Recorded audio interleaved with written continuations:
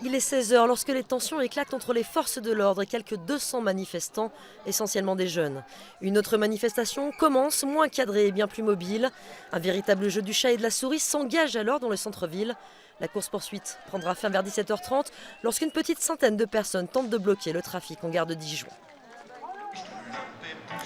Pourtant, vers 14h, tout avait commencé en douceur et c'est avec une heure de retard que le cortège se met en marche. Il compte alors près de 600 personnes, syndicats, étudiants, salariés du public et du privé.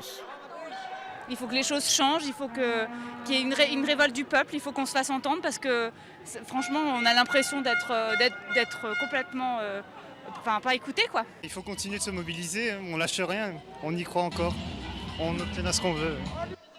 Au fil de la manifestation, le cortège prend de l'essor et ce sont 1500 personnes qui arrivent finalement à la CCI. Une satisfaction bien sûr pour l'intersyndicale. La mobilisation, elle ne faiblit pas, elle est toujours présente. Les jeunes sont présents, les plus anciens aussi. On est sur toujours à peu près les mêmes chiffres de mobilisation. Dans les entreprises, il y a des mouvements aussi, il y a de nombreux mouvements de grève. Donc pour l'instant, ça tient et ça va durer. Une mobilisation qui compte durer dans le temps, donc, pour surtout occuper le terrain dans l'espoir de faire plier le gouvernement. Et il ne faudra pas attendre trop longtemps pour vérifier si le but des manifestants est atteint. Une nouvelle mobilisation est prévue à Dijon dès jeudi.